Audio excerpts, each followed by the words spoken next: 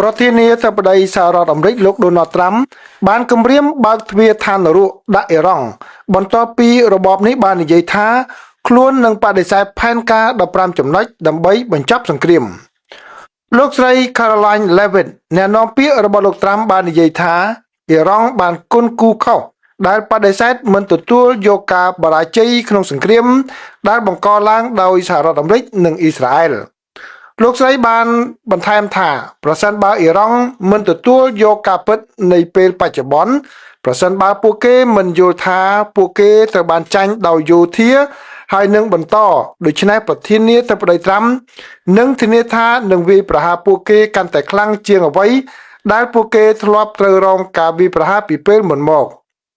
ប្រធានាធិបតីសហរដ្ឋអាមេរិកលោកដូណាល់ត្រាំមិនបោកបញ្ឆោតទេហើយលោកត្រៀមខ្លួនរួចជាស្រេចដើម្បីបើកទ្វារឋាននរកអ៊ីរ៉ង់មិនគួរគុនគូខុសម្ដងទៀតទេការបដិសេធរបស់អ៊ីរ៉ង់ចំពោះការទាមទាររបស់លោកត្រាំត្រូវបានអមដោយការគម្រាមកំហែងតបវិញផងដែរអ៊ីរ៉ង់បានព្រមានសហរដ្ឋអាមេរិកកុំឲ្យព្យាយាមចុះចតកងទ័ពនៅលើកោះខចដែលជាបេះដូងនៃឧស្សាហកម្មប្រេងរបស់ខ្លួនលោកមូហាម៉េត Bagher Ghalibaf ប្រធានសភាអ៊ីរ៉ង់បានថ្លែងថាកុំសាកល្បងការតាំងចិត្តរបស់យើងក្នុងការការពារទឹកដីរបស់យើងលោកជាបរិះដែលត្រូវបានគេមើលឃើញនៅទីក្រុង Washington ថាជាអ្នកចរចានាំមុខគេរបស់របបនេះនៅក្នុងដំណើរការសន្តិភាពផែនការ15ចំណុចរបស់សេតាវិមានត្រូវបានប្រគល់ជូនទីក្រុងតេហ៍រ៉ង់ដោយអន្តរការីចុងក្រោយរបស់ភាគីទាំងពីរគឺរដ្ឋាភិបាលប៉ាគីស្ថានហើយត្រូវបានបញ្ជាក់ថាបានទទួលរួចហើយការទាមទារលេចធ្លោបំផុតរបស់សហរដ្ឋអាមេរិកគឺការបញ្ចប់ទាំងស្រុងនៅកម្មវិធីចម្រាញ់សារធាតុអ៊ុយរ៉ាញ៉ូមរបស់អ៊ីរ៉ង់និងការបិទទីតាំងសំខាន់ចំនួន3ដែលជាប់តាក់ទងជាមួយនោះគឺនៅរោងចក្រ Nathan, Fordo និង Isfahan ការទាមទារផ្សេងទៀតរួមមានការបញ្ចប់ការគម្រាមកំហែងដល់អ៊ីស្រាអែលដែលបង្កឡើងដោយបណ្ដាញអន្តរជាតិនៃកងជីវពលតំណាងឲ្យរបស់របបអ៊ីរ៉ង់ការកំណត់កម្មវិធីមីស៊ីលផ្លោងរបស់អ៊ីរ៉ង់និងការធានារក្សាច្រកសមុទ្រ Hormuz ឲ្យបើកចំហជាធ្នូវិញអ៊ីរ៉ង់នឹងទទួលបានការបន្ធូរបន្ថយទណ្ឌកម្មហើយសហរដ្ឋអាមេរិកនឹងជួយប្រទេសនេះឲ្យកសាងកម្មវិធីធម្មពលនុយក្លេអ៊ែរស៊ីវិលការទាមទារទាំងអស់ត្រូវបានបដិសេធទាំងស្រុងកាលពីពេលអតីតកាលដោយអ៊ីរ៉ង់ទូរទស្សន៍រដ្ឋអ៊ីរ៉ង់បាននិយាយថារបបនេះនឹងបន្តប្រយុទ្ធសេចក្តីថ្លែងការណ៍មួយបានអានដោយអ្នកយកព័ត៌មានបានឲ្យដឹងថា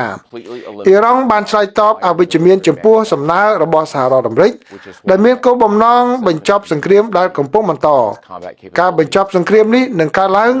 នៅពេលដែលអ៊ីរ៉ង់សម្រេចចិត្តថាជាពេលដែលត្រូវតែបញ្ចប់មិនមែនជាពេលដែលលោកត្រាំស្រមើស្រមៃអំពីការបញ្ចប់របស់ខ្លួននោះទេទីក្រុងតេហ៍រ៉ង់ក៏បានគូបញ្ជាក់ពីការទាមទាររបស់ខ្លួនផងដែររួមទាំងការបញ្ចប់ការវាយប្រហារលើកងជីវពលតំណាងរបស់ខ្លួនជាពិសេសក្រុមហេសបូឡានៅលីបង់និងផ្ដល់សំណងសម្រាប់ការខូចខាតបង់ដែលខ្លួនបានរងគ្រោះមន្ត្រីបញ្ចកោណកំពុងបញ្ជូនកងកម្លាំងបេសកកម្មតាមសមុទ្រយ៉ាងហោចណាស់ចំនួន2ក្រុមក៏ដូចជាទាហានឆាត់យោងរាប់ពាន់នាក់ដើម្បីចូលរួមជាមួយកងទ័ពជើងគោកនៅក្នុងតំបន់លោក Ghalibaf បាននិយាយថាលោកមានព័ត៌មានចារកម្មថាសហរដ្ឋអាមេរិកកំពុងរៀបចំផែនការវាយប្រហារទៅលើកោះអ៊ីរ៉ង់មួយនៅឈូងសមុទ្រដែលគេសន្មតថានោះគឺកោះ Kerch ដែលមានប្រទេសមួយទៀតដែលចូលរួមក្នុងការប្រយុទ្ធនោះដែរគឺទំនងជាប្រទេសអេមីរ៉ាត់អារ៉ាប់រួមដែលជារដ្ឋអារ៉ាប់ដែលមានជំនឿទុកចិត្តបំផុតលោកបានសរសេរនៅលើបណ្ដាញសង្គម X ថាចលនាសត្រូវទាំងអស់ស្ថិតនៅក្រោមការឃ្លាំមើលរបស់កងកម្លាំងប្រដាប់អាវុធរបស់យើងអ៊ីរ៉ង់ក៏បានគម្រាមបង្កភាពវឹកវរបន្ថែមទៀតដល់ពាណិជ្ជកម្មពិភពលោកដោយកំណត់គោលដៅវាយប្រហារទៅលើច្រក Bab al-Mandab ដែលជាច្រកមួយនៅច្រកសមុទ្រក្រហមនៅពេលដែលពួក Houthis បានចាប់ផ្ដើមវាយប្រហារនាវានៅច្រកសមុទ្រនោះ